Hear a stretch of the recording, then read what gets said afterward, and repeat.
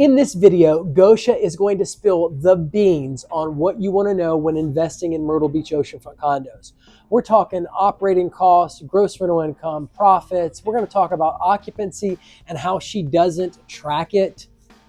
I do not track it. Can you believe it? We're going to talk about all the secrets and the drivers that she uses to run her business. Yes, she owns over 15 Myrtle Beach Oceanfront condos, and she is a commercial real estate investor. You don't want to miss it. Let's get into the video now.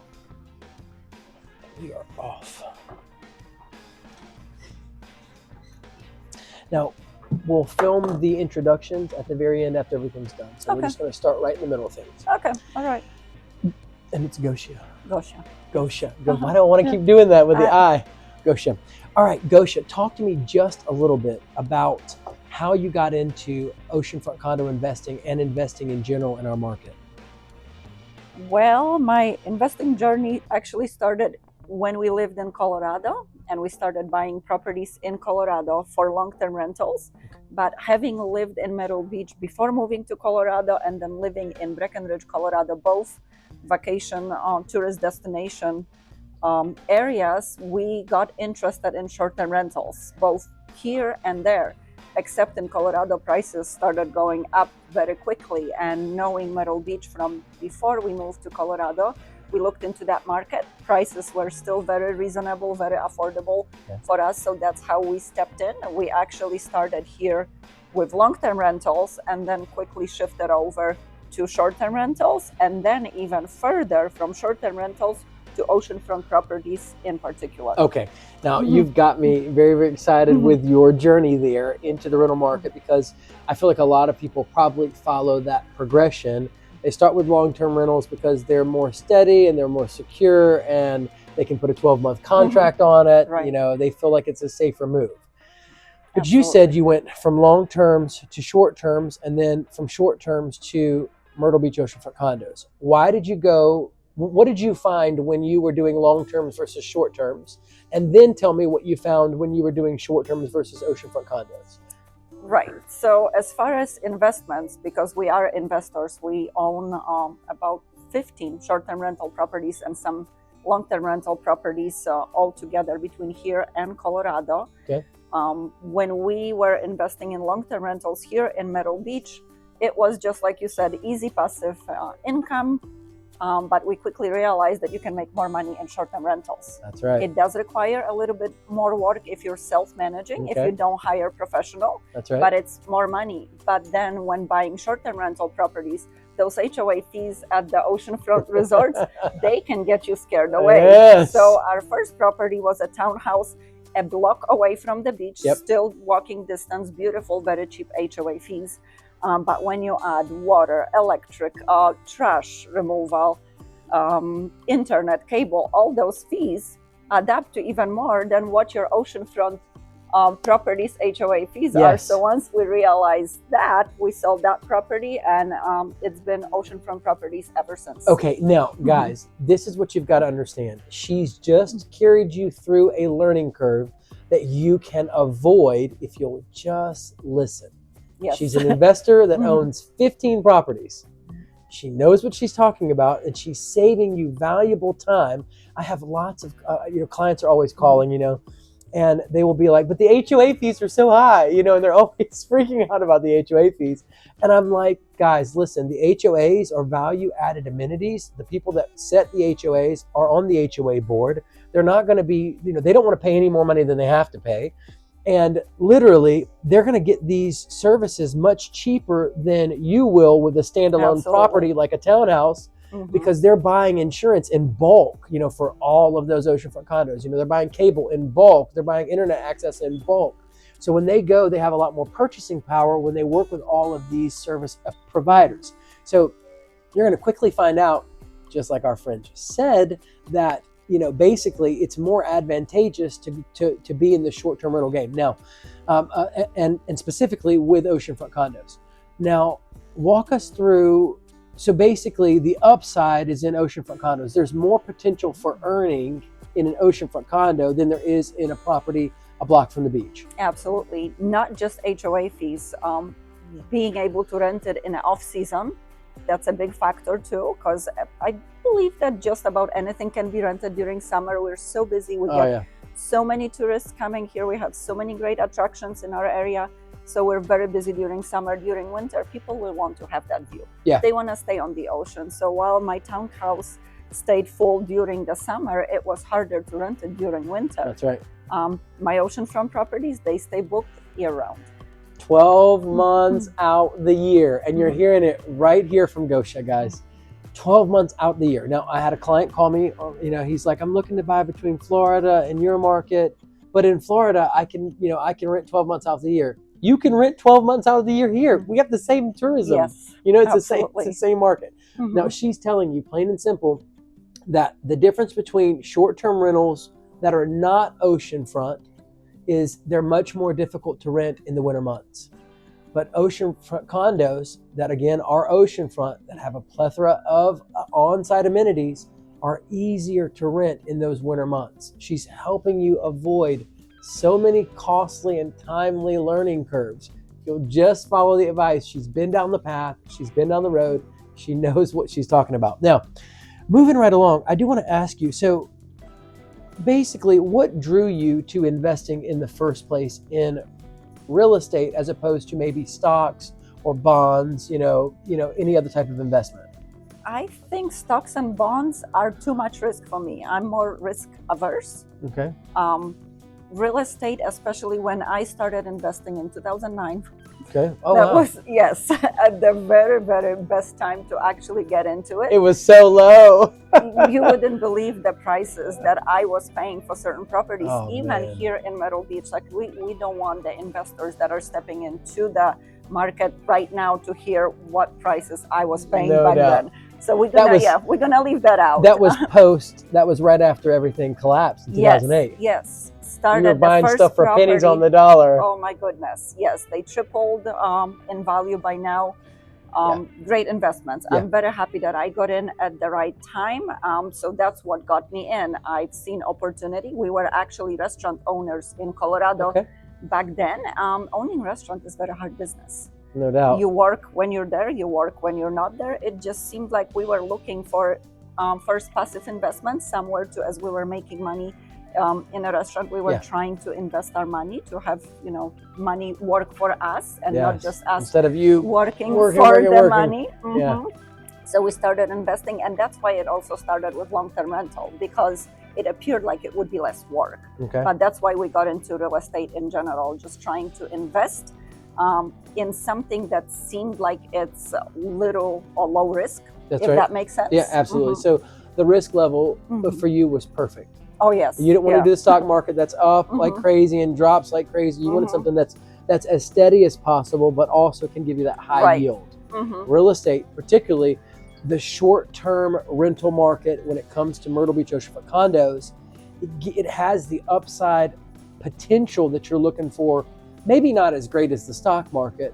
At the same token, it's not going to have all those drops. It's not going to be dropping value every other week, and your nerves are wrecked because you've got thousands of dollars invested. It's not for everybody. It's not for everybody. It just wasn't for me. Okay, so talk to me a little bit. Now, you mentioned it wasn't as much work, real estate. So long-term rentals, do you feel like they are more work or less work than short-term rentals? Long-term rentals are less work. Because once you do have a qualified and reliable tenant, you do very little. You just collect the money. But of course, the rental income for long-term industry is lower than what you can make in short-term rentals. Absolutely. So that seemed like less work, and compared to being a restaurant owner, anything seemed like less work. I bet I can imagine. Yeah, absolutely.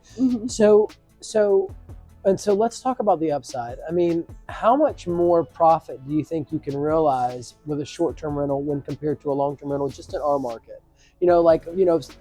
Think of your averages. I mean, do you think you could see, $10,000, $20,000, $30,000 more on a short-term rental compared to a long-term rental? So with the properties we have studios, 1-bedroom, 2-bedroom, 3-bedroom properties that we have short-term rental. So there isn't like a specific dollar amount that I can call, because we're not comparing property to property. Our long-term rentals, we have 2-bedroom properties.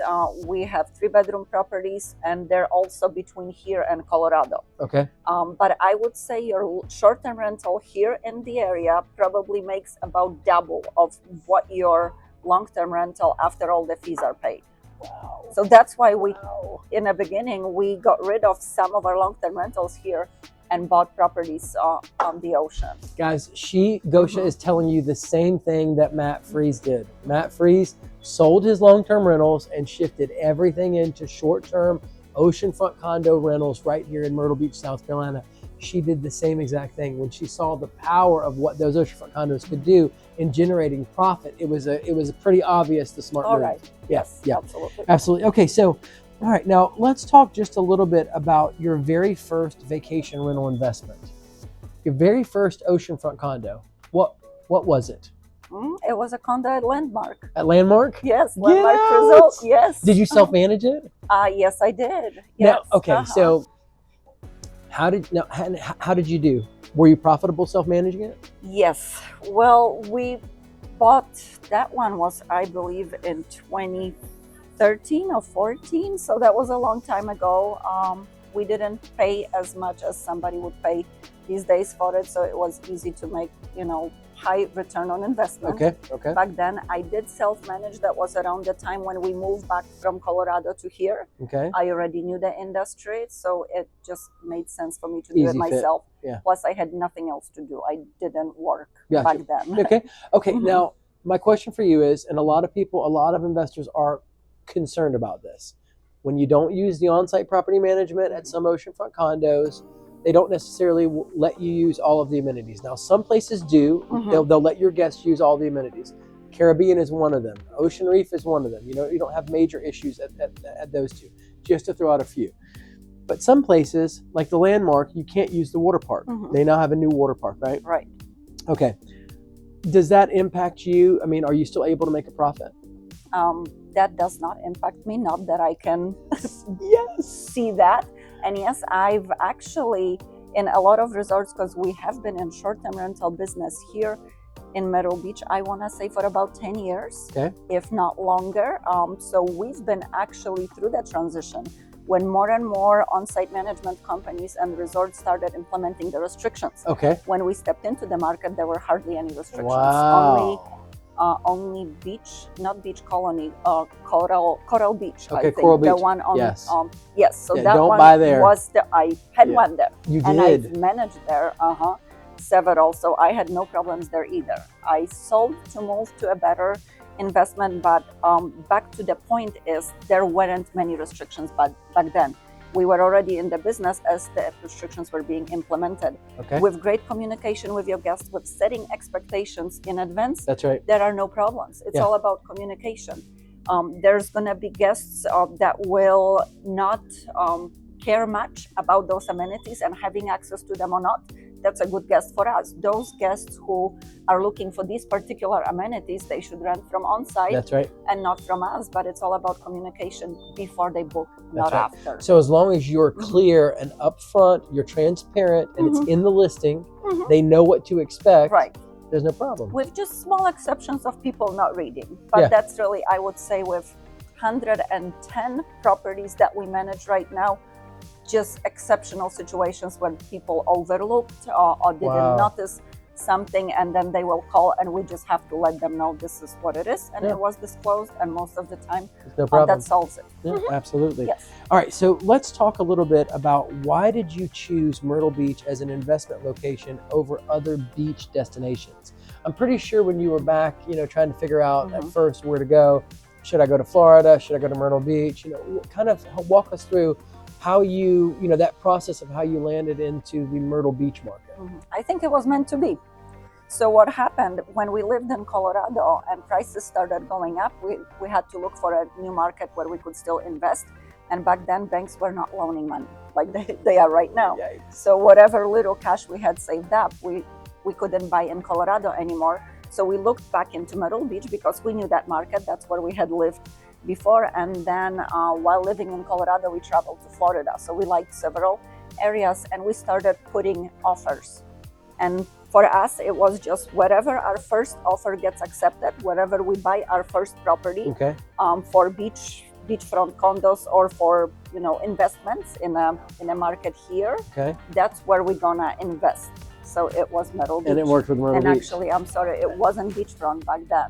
It was the townhouse. It was the townhouse. Yes. But that's how we picked Myrtle Beach as opposed to Florida. So basically, I'm assuming you found a seller that was more willing to work with you here, and that's why that offer went through. I'm not sure how. It was yeah. just you put back then. There were a lot of short sales in Florida. Okay. There were a lot of properties everywhere actually, here and there. So we were just putting offers, and the first one that got accepted with the terms that fit our needs, that was You here, rolled with it. and we bought that. Yeah. And from then we just eliminated Florida as even possibility, and we continued working here. And is there a certain reason why you got rid of Florida? You're more comfortable in Myrtle Beach. You know it better. I mean, what is it that makes you not want to expand outside of our market?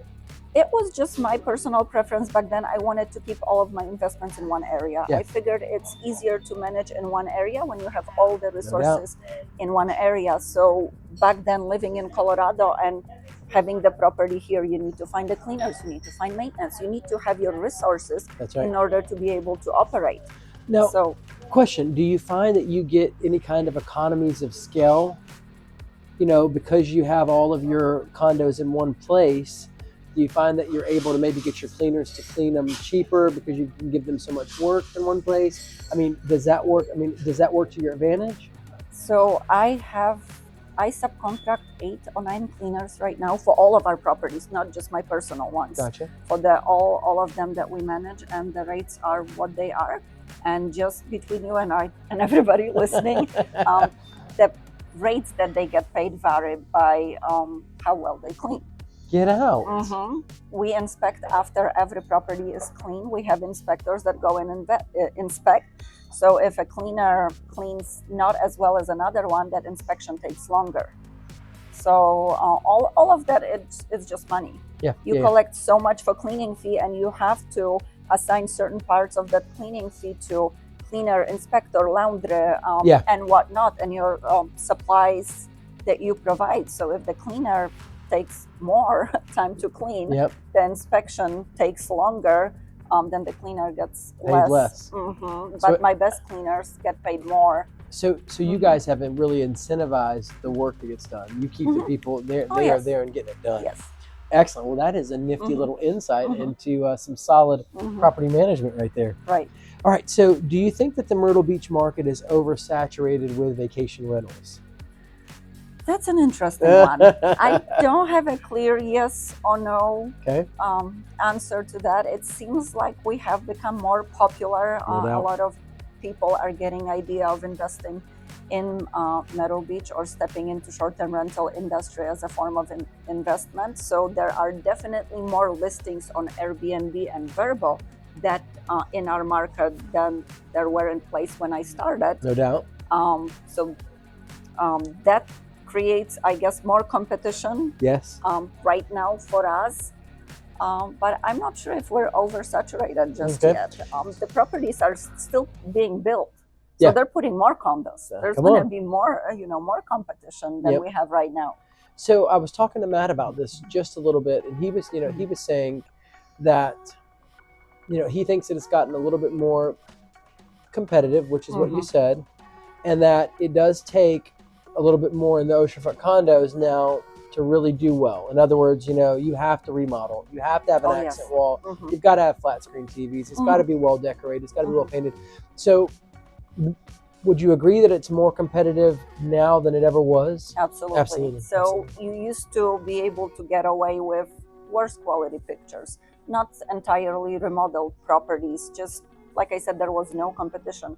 Right now, people are going out of the way, installing fireplaces, some hammocks in their units, and just, go above and beyond. That's right. Just to catch attention of the potential guests. Yes, and that's really, really well. Those simple touches I've seen. I have a client that She has a 4-bedroom, 3-bathroom at the Ocean Reef, and she put a telescope up near the balcony so that way, you know, that you can do stargazing. You know, she put a very cool coffee station in. You know, she's got some nice touches. And those things actually go a long way to help earn and give you that little bit of notch just above the next guy that they're looking at. Have to be creative. You got to be creative. Have to be original, creative, unique. Just do something else that not everybody else is doing. And it's harder to come up with idea because there are so many people coming up with, you know, just crazy ideas, creative stuff to snag your business. Now, what specific factors should someone consider when choosing a vacation destination for short-term rentals? So, you know, what are the factors that you look for, you know, like, you know, to say, hey, Myrtle Beach is a solid market because this, and this, you know, what's that secret sauce? As far as for investors, not for the guests, right? Yes, for investors. So one story, actually, I remember one of the ladies that I know, she's a fellow investor and she owns a 4-bedroom at Ocean Reef. Get out. And that's what made me think about her because she lives in Florida. She's lived in Florida. Is this Rufia? It is. Oh my gosh. She's going to be on the show. Well, small world. Small world. So when I met Rufia many years ago, knowing that she lives, this is a small world. I know, can't right? believe that. Yes, 4-bedroom at the Ocean Reef and many more. Perfect. 27 properties. Oh my gosh, she had about 15 when I met her. She's got 27 properties now. Also very inspiring lady. Yes, yes. So anyway, she's the one who actually told me a long time ago when I questioned, like, you already live in vacation area in Florida. Wow. You have the properties here. Why Myrtle Beach and not Florida? It would be so much easier for you to manage and keep an eye over your properties to have them where you live. Why here, not there? That's a good point. And the answer was, it costs so much more to buy there than it costs to buy here, but they make the same amount of money. Guys, to me, that was enough. That's the golden nugget that you're looking for when you're comparing markets. Now you're hearing it from Gosia. It came out of Rufia's mouth. You know, Rufia owns lots of oceanfront condos. Gosia owns lots of oceanfront condos. They know what they're talking about. Here's a lady that lives in Florida but invests in Myrtle Beach because it is a cheaper upfront investment, which means less cash out of your pocket when you're paying a down payment when you're buying an oceanfront condo, an investment to get in our market. And the more cash that you can keep in your pocket, the faster and the sooner you're going to be able to purchase that next oceanfront condo and expand your short-term vacation rental real estate investment portfolio. So guys, you're hearing it. That is a golden nugget of truth that you cannot let go.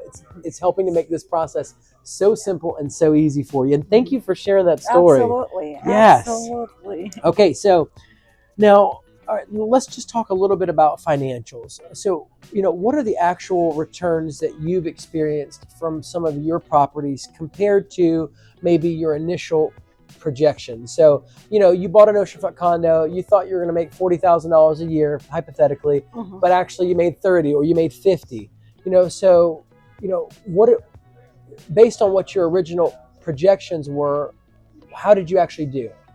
So I actually made more than what I projected. I am very conservative with my numbers. I always, with all of my investments, I underestimate my potential income and overestimate the expenses. Okay. And then also with time, I figured out, my background is in accounting. I figured out how to price the properties best. So with time, I learned how to make more money, the pricing strategy. Oh, the juicy stuff. She's telling you the juicy stuff. But anyway, long story short, I've actually made more than I expected. And then my return compared to the prices I was paying, that was crazy. So we don't even want to mention that right now.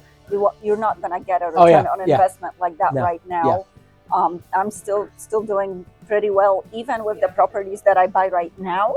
With my when it comes to return on investment, but the pricing of the properties, maximizing the revenue, that's very important. Absolutely. Oftentimes, new investors, they will undersell their properties. Okay. They're going to think that, okay, if my property is booked 100% of the time, that's great, I'm doing great. If your property is booked 100% of the time, your prices are too low. That's really good. So that is really, really good. I mean, guys, that's golden right there. If you've got an occupancy rate of 90%, of 100%, then you need to consider raising your prices. Definitely. Hands down. That's an insight. There's no way around it, because the market is telling you that you've got something great. Right. You're giving it away for free. You're giving it away for free. You're leaving money on the table. Okay, so you know, like Rufia has a unit that's making $150,000 to $180,000 a year. That 4-bedroom, right? My question is, and it parlays into what you just said.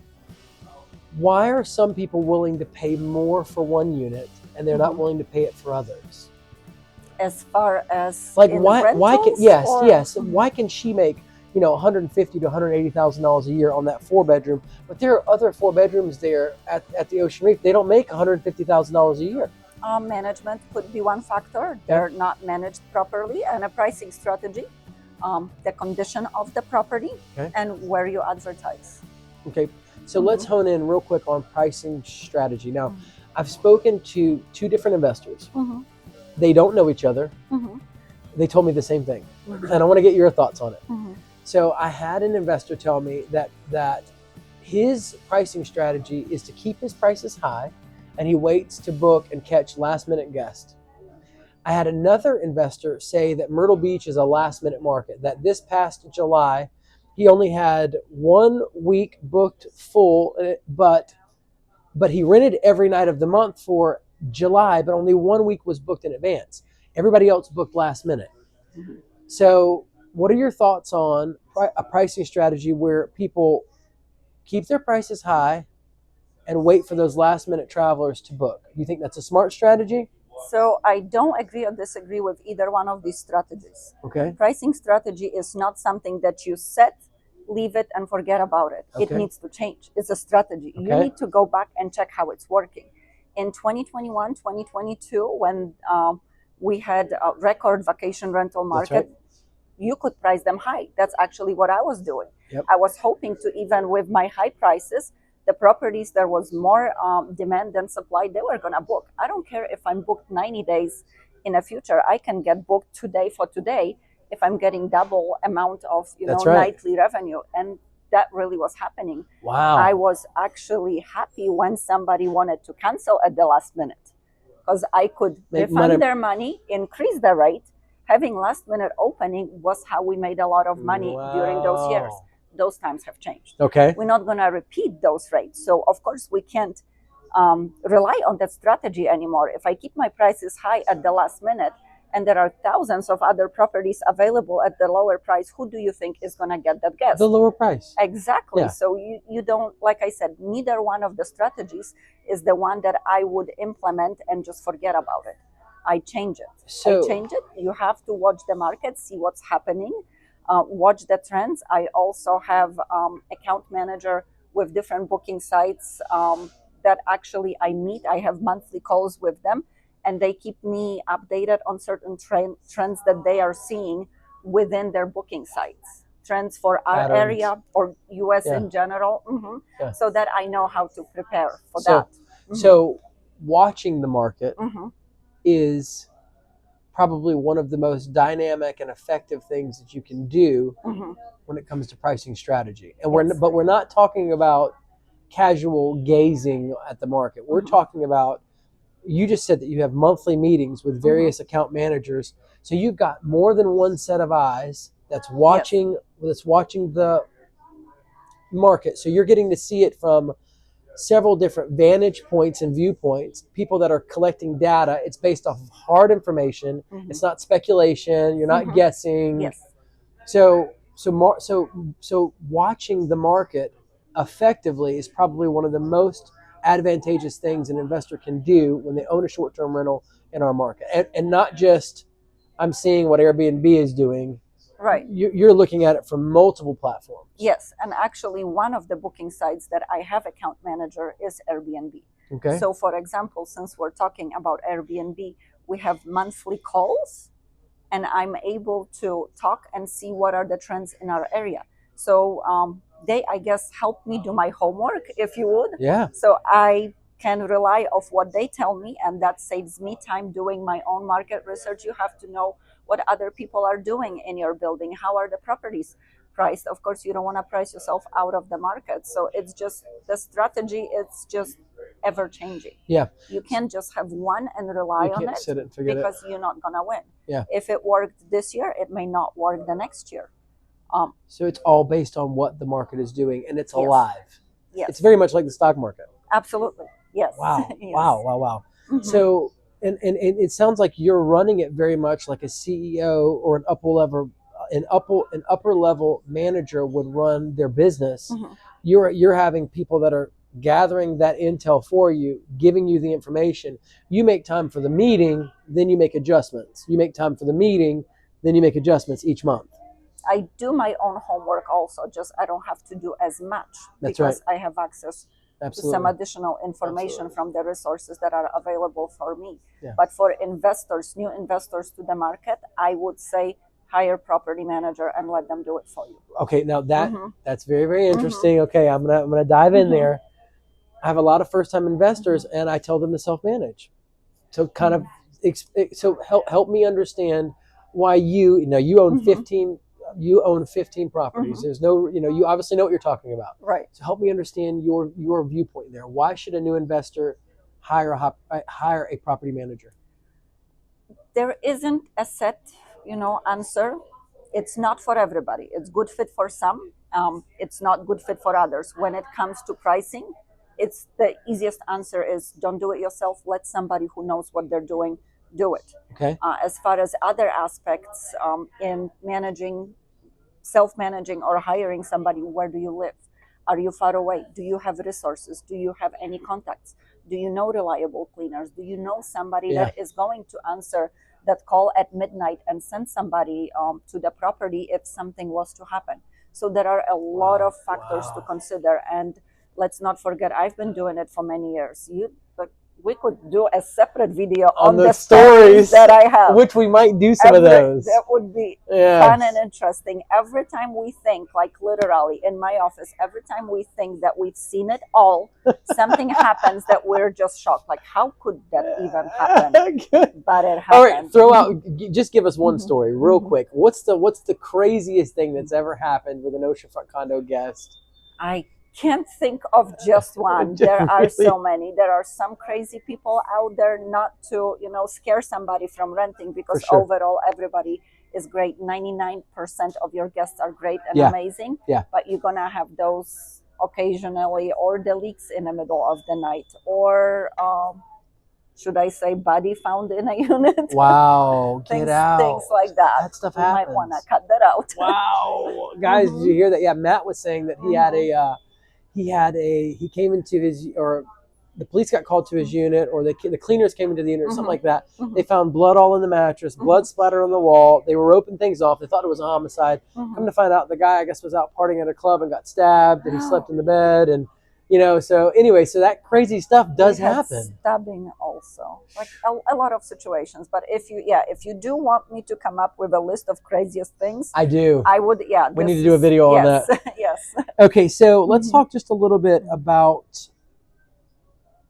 financing. Do you finance your units, or do you buy them cash? Cash. Okay, well, you can't argue with that. Obviously, it's way more profitable when you buy it with cash. For those of you that don't have cash, you have to look at the lender as a partner that comes alongside you and gives you the money that you need to get into this business investment. That's what it is. Now, they're going to want a certain level of interest for being your partner in this deal. Lots of people do finance. However, if you can avoid principal and interest in a deal, you're obviously going to put all that money back in your pocket every single month, which is way more advantageous. Now, being an all cash investor, do you find yourself wanting to, why don't you take out loans against oceanfront condos to buy more oceanfront condos? What holds you back from using the whole debt for growth aspect of it? Risk. Too much risk. So I do have mortgage loans for some properties, not for my oceanfront condos here in Myrtle Beach. These are all cash. I have taken advantage of cash cash out refinancing with Matt. Okay. So when the rates were lower, so I'm familiar with that, and I bought with that more properties, but that was against my long-term rental property in Colorado. Okay. So that's a little bit different. So I'm not fully against. I just feel like a well-balanced portfolio is something that I'm more comfortable with. I would not want every single one of my properties to be financed, but I understand that these days, with the prices being so high, for a lot of people, before they save $250,000 Yeah. to buy something, that property is going to cost $350,000. So they'll never get in. So it's great that there are programs that people can take advantage. Yeah. And if they don't have, another option, that's a very good way in. Yep. Just set your expectations on return properly. If you borrowed money to buy your property, if you borrowed money against your home for your down payment to where your initial investment is zero, okay, what do you expect? Return on $0. Oh, come on. So if it pays for itself, I think you're doing well. Yeah, for sure. So there are different situations. There are no two investors are identical. It's your job, I guess, as their agent to determine what's the best choice for them, if they can even afford the property. Because some people, they want to start investing, but they're just financially, even if they were to get a loan, maybe they're financially not ready. Couldn't support it well. Couldn't have the reserves that they need to weather the ups and the downs. Yes. And those are very now. Speaking of that, kind of what is your reserves policy? Per unit that you own. Do you keep 3 months? Do you keep 6 months? I mean, how do you do that? I don't have to keep anything per unit, because with so many properties, if this one underperforms this month, I have so many other that can fill in. So I don't look at it as individual property. This is what I have. And that's also why my properties are diversified. I like certain resorts more than others. I cannot have everything in one resort. That's right. Resorts close for outfits. Ocean Reef is an example of that. They'll be closed for a little bit. If all of my properties were there, I would be stuck with HOA fees for a few months, but no income. Yes. So with looking at all of my properties diversified between here and Colorado, I don't need a reserve for each particular property. That's right. I have to have some money in reserve in general. Yes. But it's not assigned to a particular That's very, very property. good. So yeah, so the perspective that you hold on it is for the aggregate of your investments as opposed to the individual. Yes, absolutely. Okay, so have you ever gotten hit with any unexpected expenses, and kind of talk through that, and many of our viewers are first-time investors. Talk to them about unexpected expenses. What have you experienced? What should they be on the lookout for? I guess increase in insurance would be one of those. Last year, on good news, it probably shouldn't be happening this year again. I know. It's stabilizing, is what I heard at a homeowners meeting on Friday, that the insurance market is getting better. So the insurance increases with which we expected, but having to pay special assessment on those. That was kind of unexpected. Where you received a letter from a resort saying that you need to pay, let's say, $4,000 extra because insurance was more than what we budgeted for. No doubt. And I would say any special assessments in general, but they're usually somewhat expected. Yeah. So I guess with oceanfront property, there really isn't anything that's unexpected if you do your homework well. That's right. If you do your due diligence, if your agent discloses everything you should know, you're well prepared. That's right. Some expenses we don't like to see. That's right. But they're not necessarily unexpected. Yep. So that's a very, very good point. Working with a solid and professional agent, they're going to help you. Hey, give you a fee sheet, talk to you about special assessments, send over the meeting minutes. You can find out what's going on at that place. I mean, we're going to cover all those bases for you so that you're not really blindsided by anything, really. Now, moving on to management and operations. Now, you manage all of yours yourself, right? And some more. Yeah, I manage 110 properties. Yeah, so talk to us a little bit about, obviously you have a property management service. Yes. Can you talk to us just a little bit about how people can get a hold of you there and find you? So actually over the years, we've grown organically. I haven't done any marketing. Get out. It's word of mouth Wow. from owners, and actually oceanfront properties. There are so many within one building. If you treat one well, they talk to other owners. That's so right. That's how I've grown within buildings like Ocean Reef, Patricia Grant, Landmark, Caribbean, Boardwalk. There are and many more owners talking to owners. That's how we've grown. We can be found, of course, on our website, but in general, like Yeah. we don't do too much marketing. Now, Mhm. So what's the value proposition that your company, your property management company, brings to the table that sets you apart, you feel like, from maybe other companies? I take care of clients' properties like they're my own. Being an investor myself with a good portfolio of properties, I know how I would like my properties to be taken care of. Yep. So that's how we take care of everybody's properties. Guys, you're hearing it right Mhm. here. If you're looking for a Mhm. solid property manager, you've got one right here. Now, what do you guys charge in reference to property management? Are you guys 20%, 30%? 25. 25%. You're right in the middle. We started at 20, but I feel like with the years that we've been in a business and proven track of record, and I like what I like doing with a lot of people, and that's how I got a lot of business, is comparing the numbers. We are able to outperform a lot of other companies, definitely on-site management companies. We Yeah. outperform them when it comes to rental income. So it just sometimes oftentimes the 25% commission and what we're able to make for the client, they still end up making more than with somebody else. So looking at the commission percentage, I don't think, just like I don't like looking at the occupancy numbers, Yep. I don't like comparing what percentage people are paying for services. It's at the end of the day how much money you have left. Yeah, so it's not accurate in the sense that if your property management company can generate 20% more than another property management company in gross rental income and ultimately net profit, then who cares? I'd pay you 25% as opposed to paying somebody else 25% all day long. And there could be also differences in services. We can provide more service for the price that we charge than somebody at 20%. There you go. We provide full service management. Our clients don't do anything.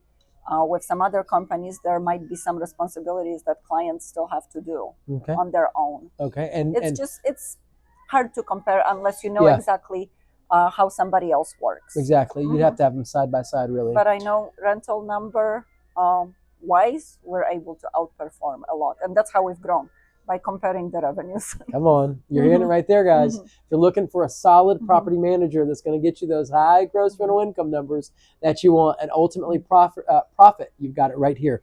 Now, what's the process that you guys use for vetting guests? Kind of talk to me. Have you ever had to deal with like a nightmare guest, and can you kind of go into that? Oh, we have. As I mentioned a little bit before, that most of the guests are great. 99% of our guests are amazing. We don't even know that they come and go, check in, check out. We never hear from them. They're happy guests. They're perfect guests. But then the 1%, and having just remember 110 properties, you cannot avoid bad guests. And being in business for 10 years, we've seen a lot of bad guests. We had to deal with them. You just have to, at least they're just a guest. They're going to leave soon. Yeah, exactly. That's what keeps us going. Okay, they're staying for the week. We only have a few more days to deal with them, but still we stay professional, respectful, try to address everything and anything that they bring to our attention, and just that's all we can do. Have you ever had guests trying to get free stay? Oh, always. No, I'm sorry, not always. Often. Yeah. So with the problem guests, the biggest problem guests, the horrible guests, that's what it always is about. Get out. Trying to get something for free. And you've obviously developed strategies for handling those types of guests in order to keep the money in your clients' pockets. Well, if it's our fault, we're gonna make it right. That's right. But if it's the guest that is the problem, again, like I said, we're gonna try to address it without giving the money back, just help as much as we can. That's right. And then at the end of the day, it's not always our decision what they might be making. It's the booking sites that might interfere in how we run the business. Okay. So there's gonna be situations where partial rate or partial income, partial amount of what they paid would be refunded to them. Okay, and sometimes that's outside of your Right, control, right. basically. Yeah. Okay. So, have you guys ever had any? Have you had any legal disputes related to your properties? Like, have you ever had somebody take you to court over something, anything, any kind of crazy thing like that? I've been threatened. Get, Yes. get out. Yes. More than once. Get It's usually out. when people try to get the money back for whatever reason. Wow. When they don't deserve the money, they're gonna threaten you with everything. But a business Wow. bureau, they're gonna sue you over, let's say, $200. And we both know It's not worth it to go to court. It's usually when they're gonna say my lawyer's gonna reach out to you, and I'm thinking, what lawyer will take your $200 dispute over It's going to cost It's going to cost $1,000 just to hire a lawyer. But fortunately, that hasn't happened yet, so Yeah. we haven't been sued. I'm gonna knock on the wood, but we do get threatened by the same guests that the bad complain. guests. Yes, Yeah. the same 1% of the guests. It's usually that happens with. So, are there any? So, let's just move right along to market trends. Mm-hmm. What are the trends that you're seeing now for your short-term rentals? The trends. Well, the trends. Vacation rentals will continue. We have great vacation destination. Yep. We have great amenities. There are more to come in the city of Myrtle Beach. There's going to be a surf park building. I'm not sure if you're aware of that. No. In 2026. Really? Yes. What's it called? A surf park building? Surf park. They're building a surf park. Get out. Should either finish or end sometime in 2026. It was approved a few years ago, so that one I'm looking forward to. But we have the shows. First of all, we have the beach. That's right. So people will continue traveling to Myrtle Beach because of our ocean, because of the family-friendly amenities. Yep. And I would say relatively affordable vacation options. I think so too. We have between 20 and 22 million guests that visit our market each year. Myrtle Beach has been the fastest growing market for the last 3 years out of the 150 most populated markets in the entire U.S. You can find that right online according to U.S. News and World Report. Google it.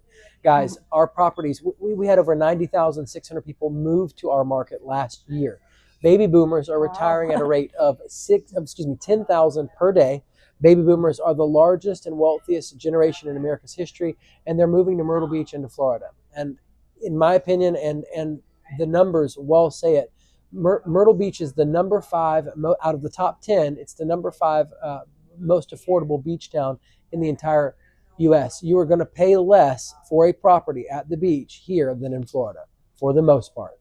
So we have baby boomers, moving here. Our market is growing. We have a 6% annual average growth rate year over year for the next 10 years. So, I mean, in my opinion, I feel like our market is well opposed or is well positioned to appreciate over the course of the next 10 years easy because of all the growth that we're having in our market. Yeah. Absolutely. So it's not necessarily that it's a bad time to buy. And in fact, we're currently at over 6.5 months worth of condo inventory on the market in our market. What that means is once we hit that 6-month mark, basically it's a buyer's market. So we're already starting to go into and fall into a buyer's market, particularly with condos. So all that being said, you can start to find deals. I recently helped a client buy at Windermere. He's not closed yet, but he should be closing Friday, and he bought it for $100,000 under the last sold comparable in that place. Really? Yes. That's we got it for deal. $390, and the last one that sold in there sold at $490. So thank you, Jesus. And so basically you can find deals right now. It's just a matter of having an agent that's going to put that work in with you. Now, moving right along, do you think short-term rental platforms like Airbnb and VRBO are here to stay, or do you think that we're going to see a market crash similar to the 2008 crash in those platforms? Do you think Airbnb and VRBO are going to go out of business? I don't know what to say. I don't think they're going anywhere. Okay. I don't want to say anything bad. Who knows who's watching? Okay. But I like, we work with these two platforms as well as few others. I like some more than others. I don't think they're going anywhere. I do think that there should be a new one coming on the market to put all other ones in place. Come on. I feel like they interfere a little bit too much into how we run our business. That's my personal Wow. opinion from property management standpoint. Maybe if somebody has one or few properties, they don't notice that as much. But when you have to manage so many and deal with the amount of guests that we're dealing, and they're just trying to dictate, like Yeah. a perfect example about if we should give a refund and what that refund should be. Yeah. I Yeah. am a professional company. I am able to determine if Yeah. I'm the problem or the guest is problem. We can't be refunding everybody. We're in business to make money. If we make a mistake, by all means, I'm gonna make it right. That's and right. that even if that means compensating the guest, yes. But sometimes it seems like some of the platforms are more guest centric Yes. than management, and they would just, anytime a guest mentions something, they would just give that money back. Yeah. And that creates more people. When people figure out the more I complain, the more money I get, that creates those bad guests taking Come on. advantage of the system. Yeah, so obviously that's a matter of, platforms like Airbnb and VRBO really figuring out where those lines are and staying in their lane, and not impeaching on your business basically, and so, I mean, I can definitely see where you need to be a little bit thick-skinned to go, listen, just because it's easier for you to say refund the money doesn't mean I'm necessarily going to be doing that. Right. If this is going to work well, it's got to work for both of us. At some point, I feel like they figured out that guest is always right.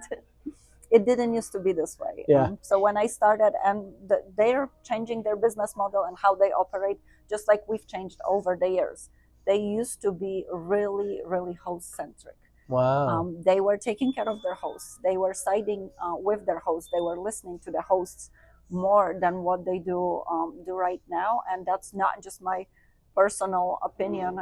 If you go to any forums, any internet sites, you can see that opinion is shared across United States or across the world with a lot of users of different booking sites. So to sum it up, I think a new one stepping in would be good. Yeah, absolutely. So hopefully a change in the market is always good. Change in the market's good. That's right. All right. So do you think that a short-term rental is still a good investment, specifically in oceanfront condo in 2024, given the rising cost and changes in regulations? I mean, with everything that you see going on, if you were an investor today, is it still a smart move? I would say yes, but it's not always a clear answer. It also depends on particular situation of a person. Okay. So yes, it's a good investment, but it's not for everybody. Yeah. Now, I mean, could you give maybe an example of a person it wouldn't be for? I guess if they don't have money for down payment, it would be a good example. If they have to borrow to even be able, absolutely. If they have to borrow money for down payment, if they have zero money to invest, that's right. You're not an investor unless you're investing, right? Unless you're putting money. Yeah. So that would be. So that goes back to that old adage, you shouldn't invest money you can't afford to lose. Absolutely. Yes. Right. Come on, guys. All right. So. Now, do you think that, yes, we already covered that. Now, talk to me about tax advantages. Now, do you do things like cost segregation studies? Do you think, obviously I would assume you take advantage of depreciation. Kind of walk us through maybe some of your tax strategy that you employ that causes you to, really take advantage of those big hitters, because depreciation is that is a big move. In my opinion, it's one of the greatest things about real estate, period. So kind of walk us through your background there. I actually talked to Matt about the cost segregation idea. I have not done that with my properties. What I do when I buy oceanfront condos, and I don't know if other people are advised by their accountants to do it, or some people may not think of it. When you're buying the property, you're depreciating your real estate, but there are also contents inside. Okay. So you can list all of that stuff, and all of that can be not depreciated, expensed the same year. Yep. So a lot of people, I feel like they don't know about it, that you need to separate the contents, because you're buying property that's fully furnished, of course, the depreciation, I think it might even be required. So it's not optional. Yep. It's required. You have to do it. Anytime I do remodels these days, there are special sections in tax code that allow you to fully expense certain remodels. You don't have to amortize the remodels. Wow. Mhm. Well, so, I mean, you could be writing off in a given year as much as $30,000 by doing a cost segregation study. Now, I'm just throwing out a higher number, but basically there are tax strategies that you can employ if you get with your CPA. You do have to have a CPA that specializes in doing these type studies. People do them. They are very advantageous for high income earners. And now, can you kind of? I will look into that. Yeah, you Definitely. absolutely could. And I mean, have you checked into the whole getting the professional status on your tax? So, once you have at least 500 hours or more working in this field, Mhm. you can get a status that allows you to Mhm. have various tax filings. Oh, that's how I file. Okay, so that's how you already do. Active, not passive investment, because I Active. work in my Now, in management of my properties. I am an active yep. investor. So I mean, I guess it's active income, not passive income for me. Yes, because this is your main job. Yes. Now, do you see a lot of advantages of being able to capitalize on that as opposed to not having that status? I never looked into it because ever since we started investing, that was the only option for me to select in that, when they ask you in the tax return, that was the only correct answer for me. Yeah. So I didn't look into what it would be like otherwise, because that wouldn't be true for me. For you, it was an automatic fit, basically. Yes. Okay. Well, let's talk through just a little bit about technology and marketing. So, in your opinion, what role does technology play in your business? Do you Everything. I mean, you and I try to tell people that, or I tell people that often. A lot of this business is going to be run off of technology, leveraging technology, leveraging the platforms. Matt said that he syncs his calendar with his cleaning lady's calendar, and then she can see when guests check in and out. It makes it simple and seamless. So what are some of the technologies that you use that help really give a power punch to running and operating your business?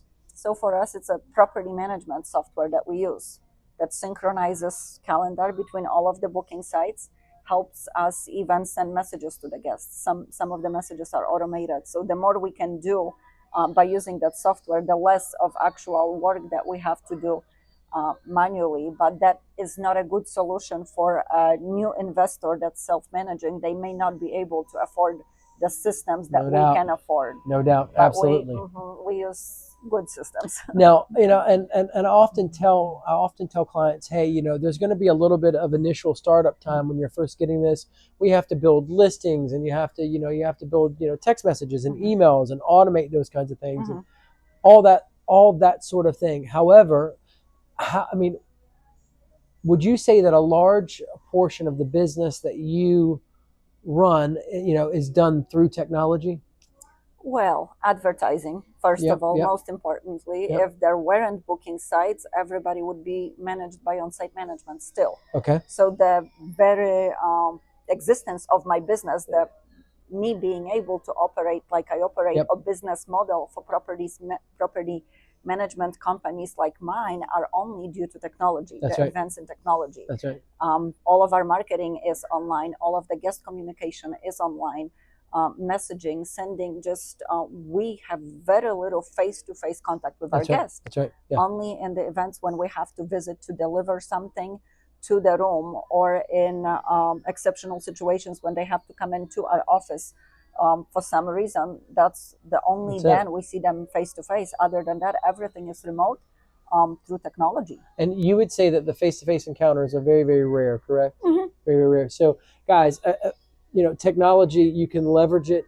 It's epic in this field. Running this, you can very much be an out-of-state investor, use the technology that we have, and run the majority of your business. Absolutely. I agree.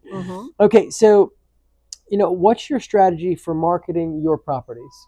Can you share any kind of insight there? As online, Just Airbnb? booking sites, direct booking website.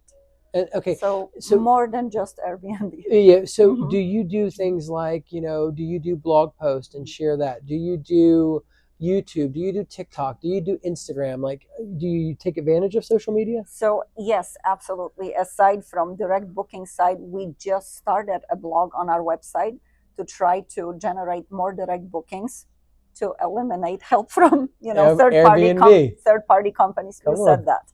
Yes. I said that, not her. Airbnb, VRBO, Booking.com. We love you.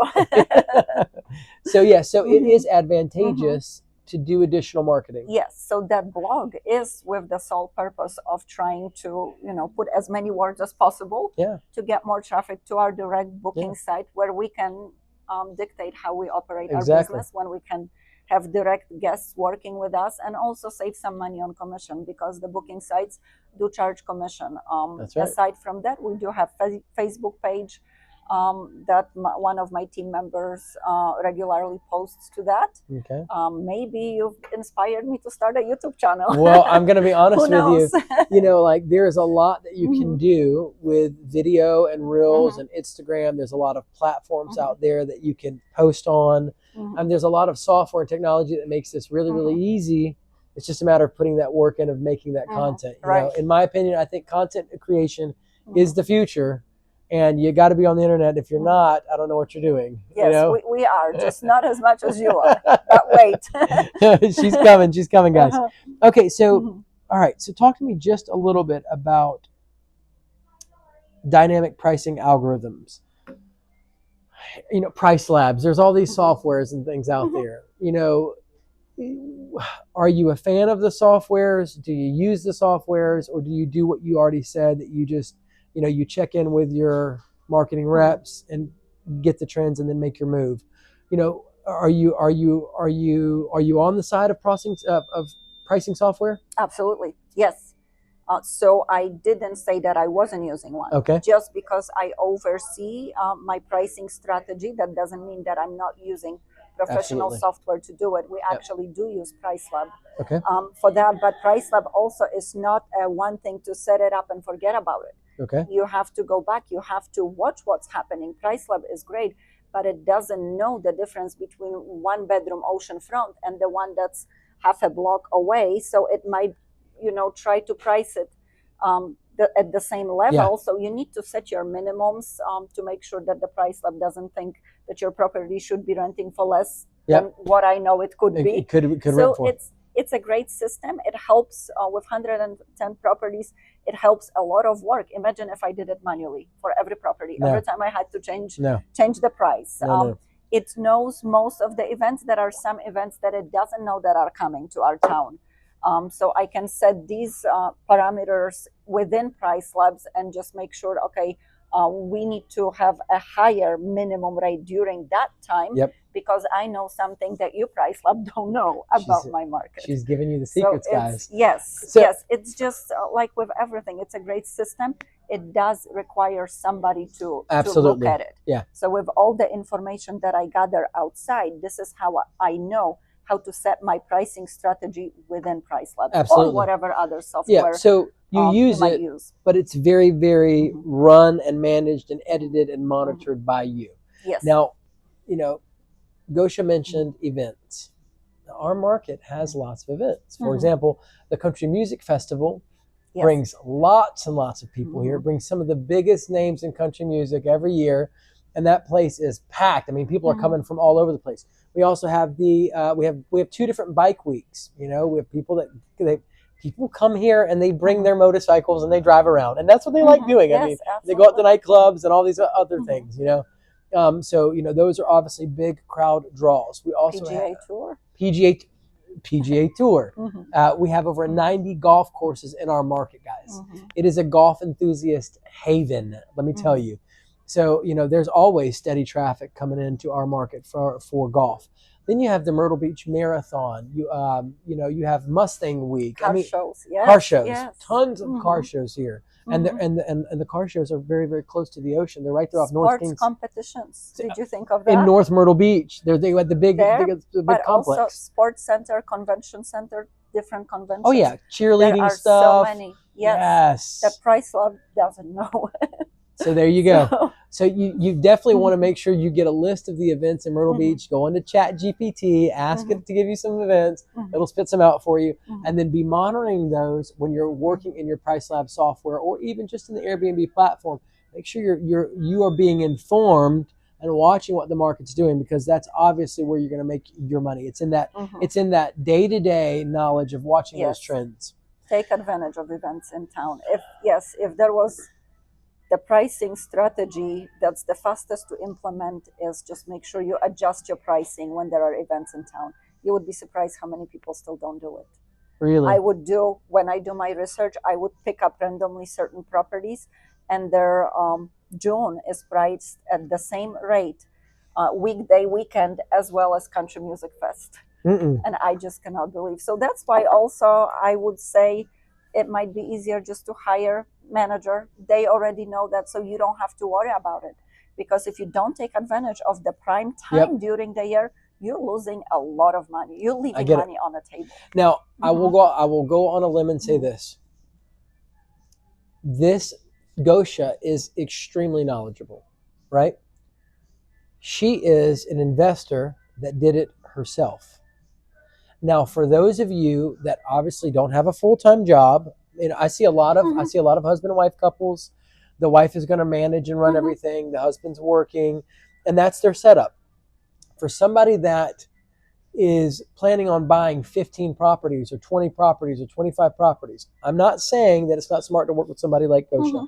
Obviously, she can speed your learning curve up super fast. I mean, like, you can save a lot of time, energy, and effort. At the same token, managing properties yourself, you're going to gain certain knowledge and certain insight that you wouldn't get if you pass it off to a property manager, most likely. And you're going to have a lot more personal involvement. You're going to learn a lot, which if you've got a long-term plan, 15, 20, 30 years might be advantageous for you. So it's definitely something to toss around. Yes, you can work with a professional like Gosia, and she's going to knock through a lot of those learning curves. You don't have to worry about a lot of the risk. You don't have to worry about. And you've got somebody you can pick up the phone and ask any question to. Yes. Which is a huge benefit. It makes a lot of people feel very, very comfortable. So you have to find out what kind of level of risk and what strategy is going to work best for you, how much time you have available, if this is going to be a smooth move for you, self-managing versus handing it off to a property manager. Now, let's jump into, I want to ask one more question, and then I want to jump into some controversial topics. Okay. But so thank you for the warning. So do you have an exit strategy? I would say not yet. My investments are long-term investments. For me, I'm a little bit different than your usual investor. I own a property management company. Yeah. So my exit is, they already manage. My company already manages. Yep. So it would be just as easy or as difficult to replace myself in my business. Come on. And then I'm out. Yeah. But my properties are still making money. So I guess maybe another way to say this is, do you plan on buying and holding for 10 years? Do you buy and hold for 5 to 7 years and then sell it off after it appreciates and then buy another one? What's your investment strategy and what's your exit on things? Are you, do you have a goal to buy 20 properties and accumulate X amount of dollars over the course of the next 10 years? And then, you're going to sell everything off and get out of it and, transition your money into something else, or you're going to leave it to your kids. What does that look like for you? What's the game that you play? Do you play 5 to 7 years, ride the wave of appreciation up, sell it off, and then get out? Or do you play the buy and hold? Buy and hold. Yeah. Definitely buy and hold. I just don't see somewhere else. It's not a problem to sell, but what to do with that money in today's market. So I haven't found, if maybe one day I find a better solution where to put my money that it's going to make me more return, then I might. I'm not saying that I wouldn't. Yeah. It really doesn't matter to me where my money is making more money. As long as it's making more money. But at this point of time, and I haven't found anything that would give me better returns than real estate. So for now, it's buy and hold. All right, guys. So you're hearing it right here. You're hearing it right from a cash investor who owns 15 properties. Real estate is the best investment, in her opinion, of where she can put her money. 15 oceanfront properties in Myrtle Beach. Oh, excuse me, 15 oceanfront. I'm yeah. sorry. Yeah. Absolutely. Overall, more. Yeah, overall, she does have more properties. Yes. To include commercial properties. Yes, actually buying another one this Thursday. Come on, congratulations. Yes. That's another thing I'm with the diversification. Yeah. That's another thing that I'm thinking of stepping into, which interestingly, we talked about it a little, so that's another way of diversifying for me, because we already have the oceanfront condos, we already have the long-term investments, we have one commercial property, so that's something that I'm just gonna maybe put a little bit more funds in that department. Yeah, absolutely, right now. Absolutely. Commercial office spaces, commercial industrial. I mean, I think office is great. I'm actually working with a local attorney right now to find him office space, and I found and it's actually for sale or for rent. For sale. Okay. Yeah, and I was gonna say they can rent mine, the one that I'm buying. And if you need me to help you find somebody for that, I'll help you. But I have a medical office 1 block from the Marsh Walk in Murrells Inlet. It's 3 floors. I think. Anyways, it's got some solid numbers on it. It's pulling in like $75,000 a year. It has tenants and everything already. It could pull in a whole lot more with a few changes. Anyways, we'll chat about it. But that's another segment. Yeah. So okay. So is the get rich quick narrative around short-term rentals real, or is it mostly a myth? I don't like that sentence in general, not just in reference to vacation rentals or real estate. Get rich quick, that does not exist. I don't think. I don't think. There are some exceptions. You hear of people winning lottery or finding something that overnight turned into millions with a small investment. But I wouldn't build a strategy for my life based on those few exceptions. That's said so well. That's that's most likely exactly the way I would have said it. I would not build a strategy for my life based off of that. Now, if it happens, great. Right. But the strategy that I'm going to build is going to be that slow and steady organic growth, year after year after year, managing it well, consistent and focused. Absolutely. And that's going to win. And that's going to position you to win. Now, if, again, that's just my opinion. Now, if you do end up stumbling into a property that makes you a ton of money, or a great short-term rental that that's pulling in $180,000 a year, or those kinds of things, that's great. And you're still going to have to go about the rest of your life figuring out how to be successful. And it's going to be that slow and steady and consistent organic growth that's going to work out best for you. All right, so do you think that the rise of vacation rentals is driving up local property prices and making housing unaffordable for locals? Well, the oceanfront condos that we're discussing, I don't think they have much to do with affordable housing in Myrtle Beach in general. I feel like these are 2 separate markets. The buildings where we invest, the buildings that we're talking about, they're built for vacation rentals. Completely. Only few long-term or full-year residents live in there. That happens. You probably know that happens, but this is not a rule. Mostly where we are investing and working, this does not affect the pricing or the long-term rental market at all, or the affordability of that market. I think people moving in, like you mentioned, the numbers of how many people move to the area, I think that would be what drives the real estate prices up. But in real estate, you're the expert. So now, I guess my question is, and I want to dive in just a little bit deeper. Do you feel like the amount of business that vacation rentals do in our market are causing the properties, the oceanfront condos, to appreciate more? You think that it makes the properties more valuable, the more business, the more income? I definitely think that during the year, the 2021, 2022, when there were record rental numbers, that spiked the interest in the properties, therefore increased the rates. No doubt. There were so many people looking to buy based on those rental numbers. That's right. So that's what drove the prices up. And again, that's from the investor and property management point of view. That's right. You're the expert Yeah. in real estate sales. So Mhm. do you think that prices are going to continue to hold in our market, or you think the market's going to be coming down? And I think it might actually depend on the rental market. If we see the decline, and there's been it declined decrease, last year. Yeah. about 20% Yep. is what I heard from my account managers with the Okay. different booking sites. So 20% decrease in vacation rentals, it's going to cause less people buying, because those returns may not be as favorable That's anymore right. as what we were seeing a few years ago, and that might probably in turn lower the rates. And cause those prices to come down. Yes. Absolutely. But Absolutely. I don't see them, like you mentioned, over years, 10 years into the future. Even if we see the fluctuations, Yep. little bit up and down, still long term, they're going to appreciate. Yeah, absolutely. I think there's no question about that. Yeah. And now, obviously, you've been doing this for years and years and years. You've seen ups and downs in the market. Yes. That's routine history. Yes. That's routine That's the history. market. That's the market. Mhm. Do the ups and downs? I'd imagine that there are some investors out there, and I talked to our guest about this, and I try to keep people as informed as possible. I let people know that there are absentee owners that own oceanfront condos. There are people that buy oceanfront condos, they pass it off to a property manager, and they don't necessarily care as long as they can use it once or twice a year. They're not in it to make money. They're just it happens. It happens. Now those types of owners will see fluctuations in the market and panic.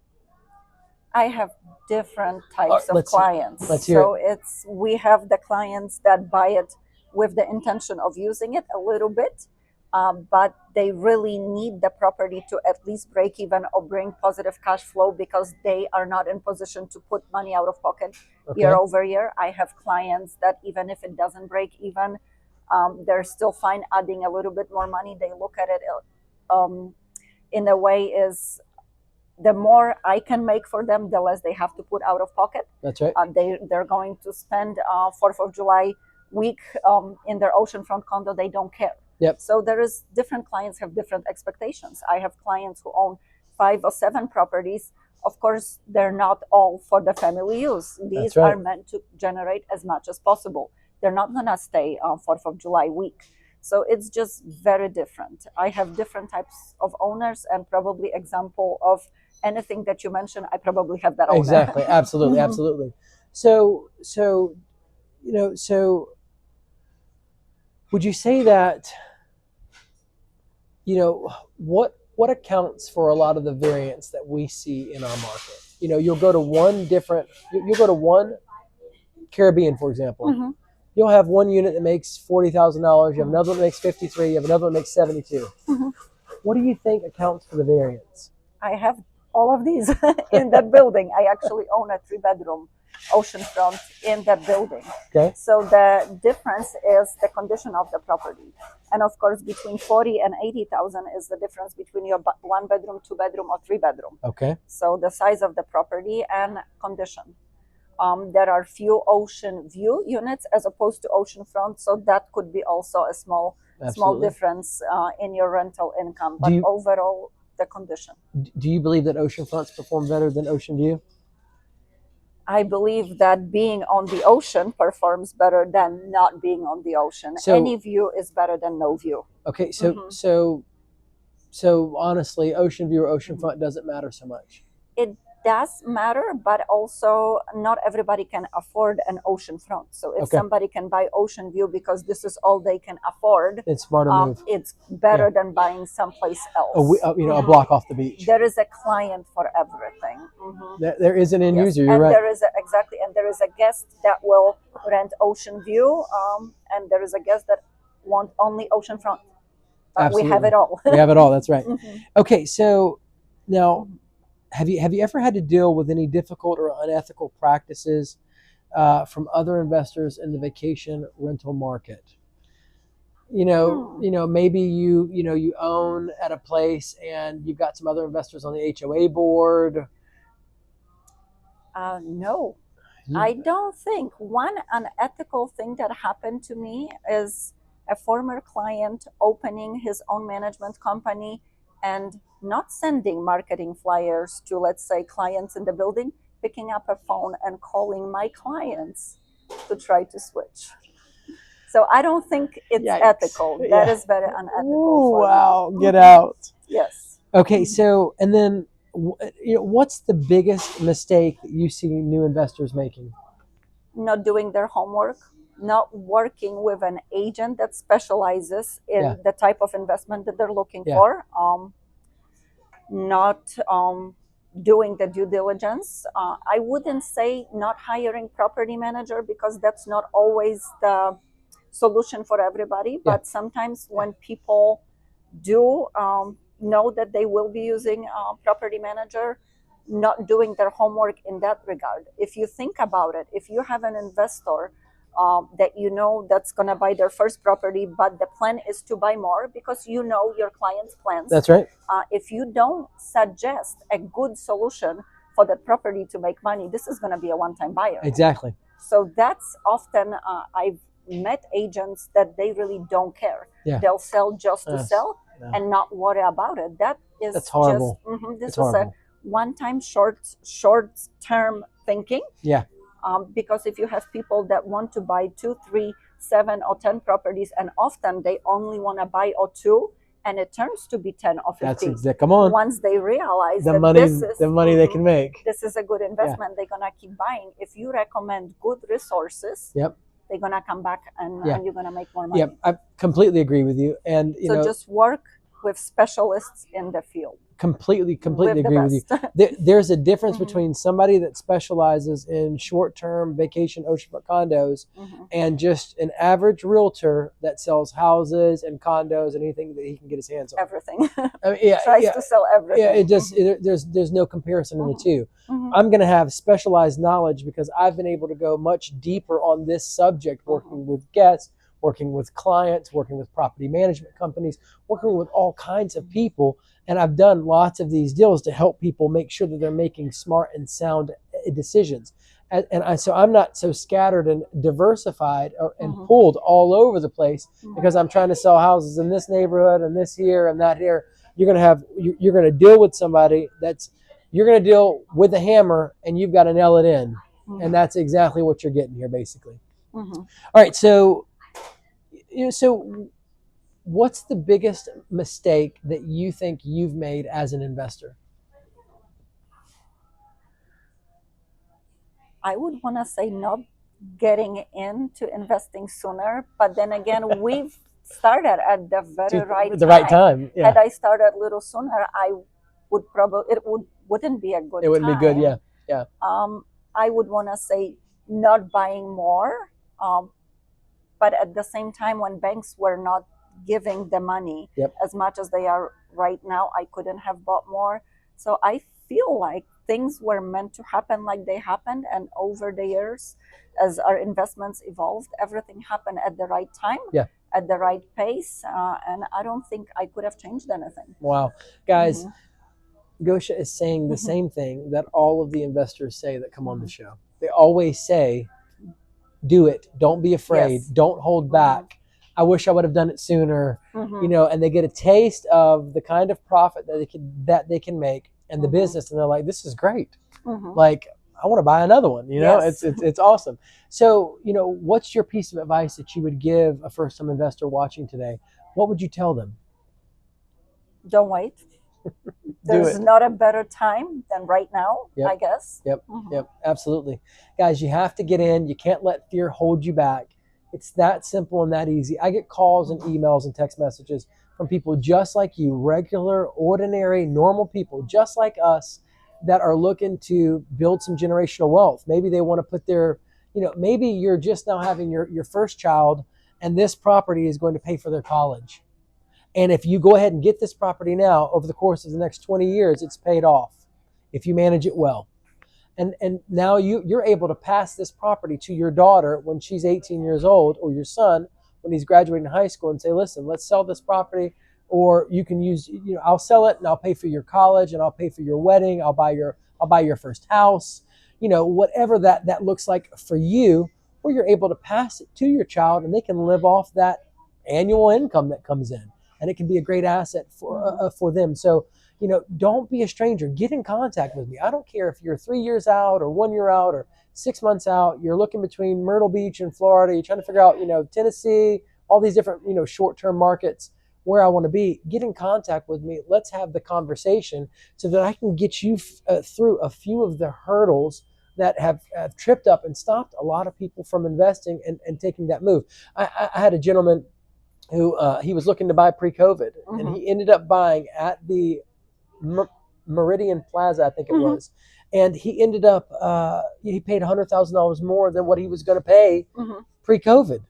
Oh wow! Yes. And like if he'd have just bought a few years earlier, he'd have saved himself $100,000. Within the last few years, the prices doubled. Yes, they have. The prices have gone up like crazy. So don't let fear hold you back. If you've been thinking about this, pick up the phone, give me a call, send me a text message, shoot me an email.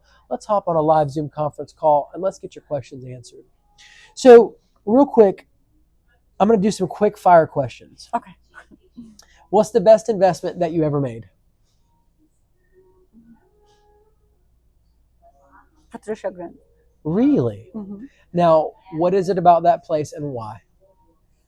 We bought right after, I think it was Hurricane Matthew. The price was great. Yep. Okay. It was amazing price. I've got to comment on this. Gosia bought it after Hurricane Matthew, right after Hurricane Matthew.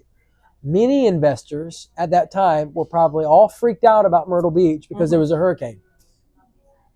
And that was probably the general consensus that was informing a lot of the market. People were going, agents were probably telling their clients, oh, it's going to be really hard to sell right now. We've just had a hurricane. Nobody's going to want to buy this oceanfront condo. But here we have Gosia with the complete opposite thought process that is governing the majority of people in the market, most likely. And she's going, this is an excellent time to buy. And there were damages. And how I looked at it, oh my gosh, let's negotiate the price even lower. Do you see this, that's guys? What happened? Yes. So here she is buying something that people are running away from. She's running towards it going, this is an excellent opportunity. I can talk these sellers down. I can use these damages in my favor. And here she is making one of the best investments that she's ever made before. The thinking and the mindset that she's carrying is different than the general public. She was in this game. She was focused on what she was doing, and she was expanding her plan step by step by step, property by property by property.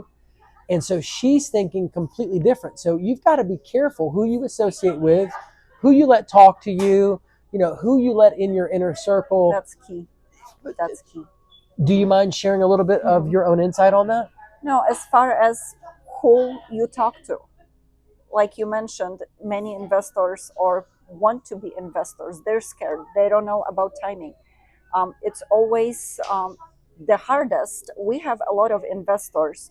One couple bought a property and all of a sudden they start making money. You know how many clients from their circle that brought? It's always the hardest to be the first one in the game. Come on. When you already have your friends who tell you about the investment that they made in Myrtle Beach, it's easier to put that money out there. That's right. So who you talk to, if somebody is stressed out and pushy, trying to sell you something, this isn't the right person you wanna talk to. We've grown organically because I'm not selling anything to anybody. Yep. I talk about what we do or what I do as far as I buy my personal investments. I'm not trying to sell somebody on doing what I do. That's right. With my money. Yeah. It's just by talking to somebody, people realize, okay, this is what I want to try. Exactly. So like you mentioned, to the potential investors out there, just talk to people that you feel comfortable with, that you trust, most importantly, because anybody can try to sell you anything. Be in a circle of like-minded people. So well said. Yeah. I mean, it is so well said. And you'll have somebody come along and say, don't do this or don't do that, or I wouldn't invest in that right now, or that could go bust, or what if you can't do it, you have to surround yourself with the right people that are moving in the direction that you're moving in. That way that you are guarding and protecting that which you're building, that which you're doing. You don't want to listen to a bunch of naysayers or give your ear to somebody that's never bought an oceanfront condo, that doesn't own a property, and they're of course they're going to give you their opinion. Opinions. I recently heard this excellent book, Open Heavens, Bill Johnson. Basically, opinions, anybody can have an opinion. I can pick up a blog, I can watch a YouTube video, I can pick up any piece of social media out there, read something, and then now I've got an opinion on it. The difference in an opinion and an actual decision made is, with a decision, I'm playing the game. I'm invested. It's going to cost me something whether I win or lose. And because I've got that experience of that decision, I won, I lost, I actually made something. Now I've got something tangible I can share with you. I got something that can actually benefit you. But anybody can pick up a blog post or a YouTube video or a TikTok and hear something, have an opinion, and come tell you all day long. And guess what? They have no concrete investment in the game. They didn't pay a price to learn that, and they don't know what they're talking about. I agree. Anyways, okay, especially if they haven't invested in anything at all, and they're discouraging you from becoming an investor, whatever that investment might be. Yeah. Don't listen to those that aren't investors. Yes. Or don't have any money anywhere working for them. These should not be the people that you take your advice from. Come on. Really, really good. All right, so what's the biggest failure that you've ever had in real estate? You've talked to us about your biggest success. What's your biggest failure? I don't think I have. We've been so fortunate with our choices. We've sold some properties, but I wouldn't call them a failure. We've sold because we were moving to another investment that was better, but you have to start somewhere. That's exactly right. I would say in the beginning, we were buying whatever that we could afford. I didn't care what it looked like, what it was. By now, some of these properties we still have. Some of these we had to exchange for other better properties, but that's not a failure. That's what got me to what I am today. So for a first-time investor, it's more important to get in the game and get the ball rolling and getting some traction, because you can always, I've heard this said from a very wise man, you can always, it's easier to turn a car that's moving than the car that stops. Yes. If your resources are limited, adjust your expectations. This is what I can get. Look within your reach. Yeah. Don't expect a property to make 100,000 if you've bought something that's lower price in a market that doesn't generate that much. Adjust your expectations to what you can get. Yep. But definitely get into the game. Definitely get in. And that's the point. Yes. Because once that ball's rolling and you kind of see what it can do and you get a little bit of traction and experience, then it's going to light a fire in you, and you're going to be like, oh, wow, how can I allocate more resources to moving this along a little bit further? It's better that you get moving than rather sitting on the sidelines, trapped and paralyzed in fear. It gets addicting, though, buying properties. It does, so right? You've been warned. Yes, when you get first, second, third, then you're looking for more creative ways on how to get more. And I think Matt can talk more about that. And he is very creative. And yes. He does this rescoring thing that he helps people with lower credit rates, get rescored, which is super cool. He's got a lot of ideas. He's got Matt is on another level. Now, talk to me a little bit about, and this is more of the emotional part of it. Talk to me about the joy of making it to that 5th property, making it to that 10th property, making it to that 15th property. What was that like for you? And, did it help improve your lifestyle? Kind of like, and I mean, I probably have a handful of questions here. I know I'm throwing a lot at you. So what was it like to buy the 5th or the 10th or the 15th? The initial goal was to have 4.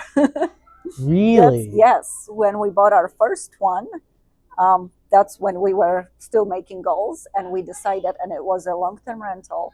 We figured, okay, we have 4 of those and we're good. We can live comfortably.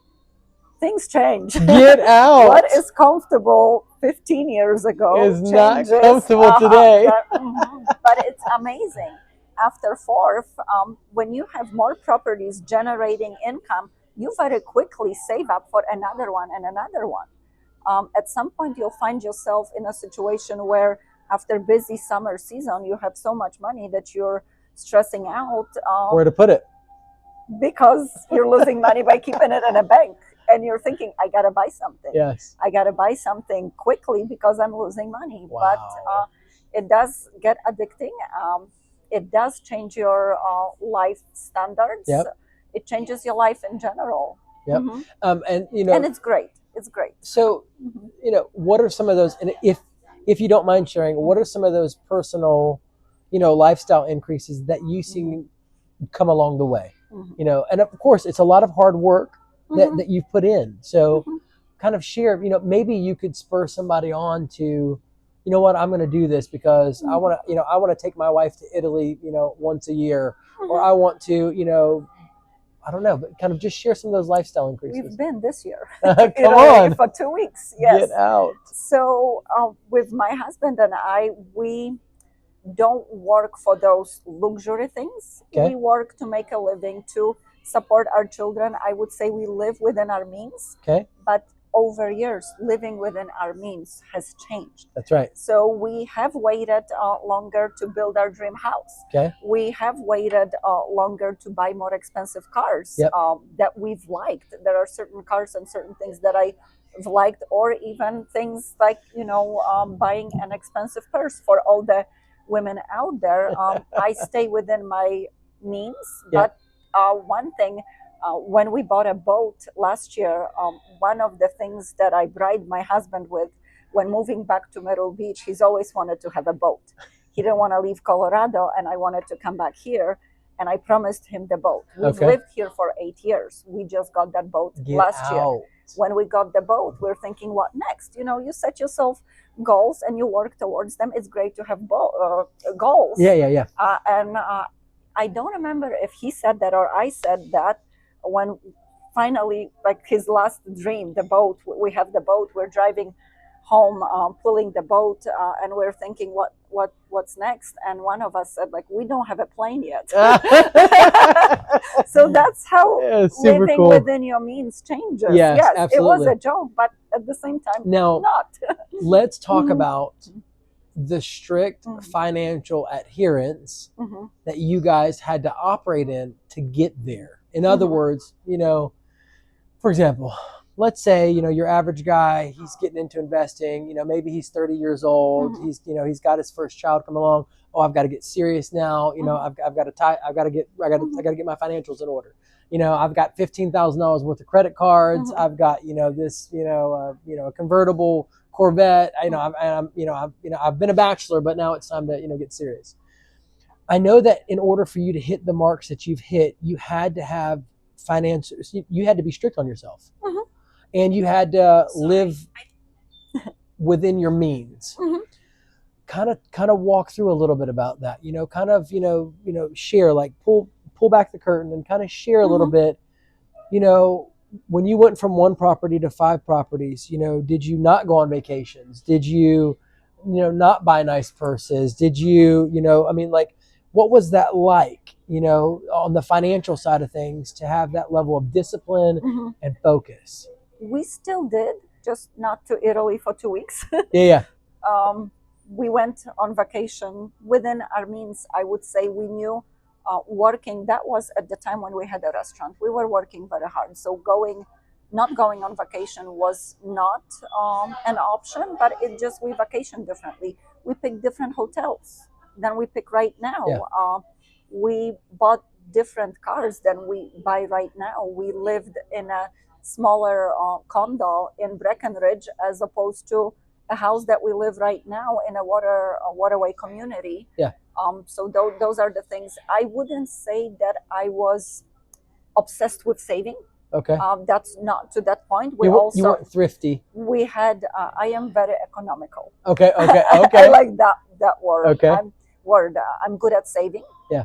I'm good at being goal driven. So it doesn't feel like I'm not that I'm. How to say it? It doesn't feel like I'm. Oh my gosh. Doesn't feel like I'm depriving myself of something when I know that this is why I didn't spend $2,000 on a purse. You kept the goal in front of you the whole time. This is more important. Yeah. I do like a car that I have, but that doesn't mean that I had to have it back then. That wasn't my priority. Yeah. But at some point, as our portfolio was growing and we were able to just buy what we like, Yeah. then we're picking what we want, what options, and what color. Yeah. Back then, if I found a good deal car because it was time to change the car, that's what I was driving. Absolutely. But I didn't feel, I think deprived is the word that I was looking for. Yeah. I didn't feel deprived back then. My standard of life was great for me back then. And it's still great for you great now. For me you kept right it now. balanced. You have to evolve in life. Yeah. If you're staying at the same level, I don't think I could. It's not enjoyable. All right, so Gosia, what's your main investment strategy? As far as buying the short-term rental properties? Yeah. Do you go for 1 bedrooms, 2 bedrooms, 3 bedrooms, 4 bedrooms? Do you want to be diversified? At this time, diversifying. Yeah. Absolutely. I did prefer 1 bedroom properties in the beginning because they tend to have better return, or at least the ones that I bought. But at some point, I wanted to have a little bit of everything. Now, do you hold the opinion that 1 bedrooms and efficiencies do better in the off-season months? Absolutely, yes. It's easier to rent a smaller property than a bigger property. Absolutely. During the winter season. And then in the peak season months, do the larger properties do better than the smaller properties? I think in a peak season, everything rents. My larger properties rent a little bit further in advance than the smaller properties. Yes, ma'am. Of course, bigger groups plan longer in advance. That makes sense. All right, so do you list all of your properties on all 3 main online travel agencies, Airbnb, VRBO, and Booking.com? Yes, and some more. And some more? Do you do direct website bookings? Yes, direct website, Google vacation rentals. Yep. That's the one that we've added most recently. We've been with them for a while now, but that's the most recent one. That's a good one. TripAdvisor. Yep. We also list with them. Okay. And then, so what is your revenue distribution from those channels? Like, so from Airbnb, VRBO, bookings.com, is it a little bit different based on the different platforms? At this time, Airbnb generates most reservations in Gotcha. our market. Yep. Okay, and then how do you list your properties on Google Vacation Rentals? Through our property management software. There you go. Okay. Technology. Technology. Okay. Direct booking website. Do you have also a direct booking website? And how many bookings would you say that you get from that website?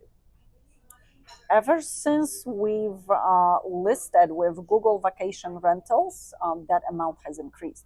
Because what they basically do, they direct traffic to our direct booking site. Wow. So we've seen when we joined Google Vacation Rentals, we've seen an increase in direct bookings. Yep. But I also mentioned earlier that adding blog to our website also will generate more direct bookings. And that's what we want to focus on, just directing all the traffic and just getting the guests through direct bookings. Now, do you use social media platforms? How else do you get traffic to your direct website? So we have business page on Facebook as well as Instagram. Yep. I'm not sure, to be honest with you, how much that might generate. We have one of my team members specializes in the social media marketing, so they're the ones posting. The funniest thing is when they post my picture and say something like some quote of me, and all of my friends think they don't know that it's not me posting, but they see it's you. Me posting myself saying something and then liking it. Oh, get out. So that's, Sounds like a lot of fun. All right, so I guess what tools do you use to vet direct customers and avoid fraudulent transactions? That's a good one. Fraudulent as in credit card fraud. However, so the only fraud that we can get would be people using stolen credit cards. Okay. Unfortunately, that's something you can't prevent. But actually, and that's something that has happened to us. Actually, Get out. One of the situations, one of those that you would never think it would happen. We've noticed a pattern in behavior of that particular group of guests, of that scammers or fraudsters, if you would. There were certain things that we caught the pattern, Yeah. and that's when we stopped it. Get out. Wow, all the things that go on with Yes, oceanfront condo rentals. Mhm. All right, so do you have any tips on SEO, like Search engine optimization? Yeah. I'm not a marketer. Yep. I don't specialize in marketing. We've done very little marketing, as I mentioned before, so Yep. I'm not an expert in that field. But I would say creating the blog on our website, that's something that we're trying to do in order to add those keywords Yep. to our, to our content, to hopefully generate more direct bookings. So what do you think your average occupancy is per bedroom type? So like for one bedrooms, what do you think your average occupancy is? Honestly, I don't track that. Really? I don't, because as I said before, my focus is on revenue, maximizing the revenue, and not putting people in the properties. Yeah. So I stopped tracking that. I do know that the national average is about 58% occupancy overall in short-term rentals, and Myrtle Beach is a little bit above. It's at 60. Okay. But where we are in reference to that, I honestly don't know. Wow. I just know that our rental numbers are very strong as compared to other properties that are either self-managed or on on-site management program, or with a lot of other management companies. Yeah. Wow. So that's what I focus on. Interesting. So how do you avoid the midweek gaps? Adjusting rates, that's the pricing strategy.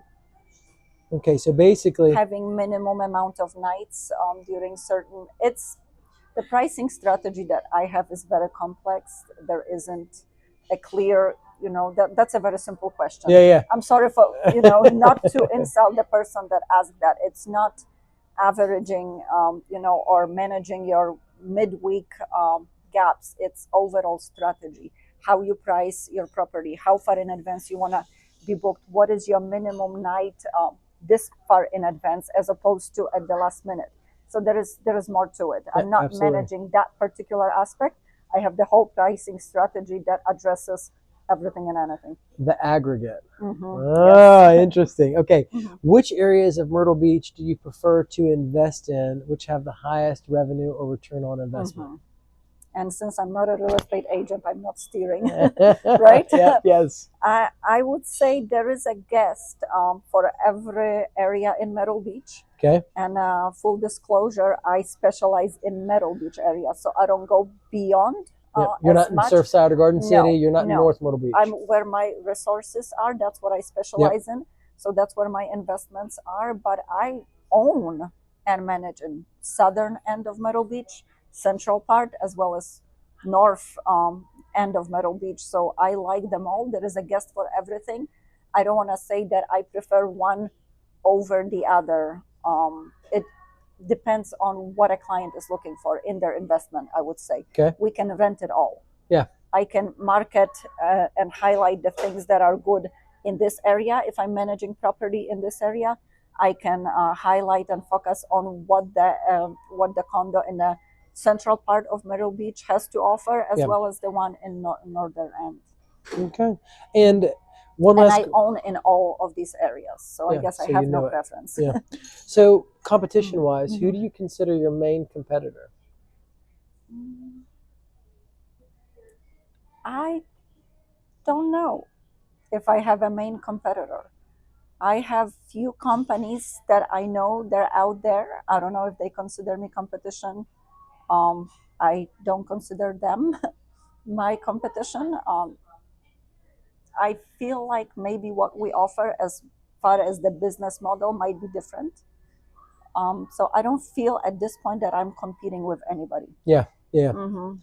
I just do my own thing. And so, as far as the market slowing down and staying ahead, is there any particular piece of advice that you give or that you would give to a first-time investor about how to stay ahead? Watch the market. Yeah. Watch the market. Yep. don't think, even if you decide to self-manage, remember, this isn't a passive investment. When you're self-managing, this is your work. Yeah. Take care of it. This is your investment. Yeah, you have to be serious. You're gonna, You gotta be all in. yes, It takes total focus. Absolutely, yes. You have to put the work in to stay ahead. If you just leave it and forget about it, you're gonna lose money. Yep, absolutely. And then is there anything else that you'd like to share with any investors watching, maybe people, you know, interested in your property management company, or, you know, contacting you for advice or help? You know, is there anything that you'd like to leave them with? I can always answer any questions of anybody considering stepping into investment properties. If you have anybody that's unsure and maybe talking to me might help answer some questions, For sure. I am always willing to do that. In general, I can help answering questions. So if any of the viewers have any questions, feel free to reach out. You can reach me through our direct booking site. There is a area there where you can contact us. You can email, you can call, and I will be more than happy to answer your questions. If you already have a property and you would like to compare to make sure that your property is making as much as it should be, or that your revenues are maximized, I'm always very happy to compare the numbers. All right, guys, you've heard it right here from Gosia. All right, Gosia, so as we were chatting there, you were mentioning about cleaning companies that have become property management companies in our market. You mind, educating our guest on that? So there's been several instances where I found out that some cleaning companies that have been in our market, that are known companies, decided that they're gonna become property management companies. And I can see where that might be coming from, because if you don't know what it is that the property management entails, it might seem like it is easy. So as a cleaner, you might think, okay, I can do it. As a matter of fact, I already have access to the client base. I'm going to manage their properties at a discounted rate for, let's say, 10%. But that is the biggest mistake that an investor can do. If you're trusting a cleaner to manage your property, then you're just having cleaning your property, but not doing the other aspects of management, because they really don't know what to do. They're not pricing your property correctly. They're not keeping up with maintenance. Their listings are not at the level that there should be.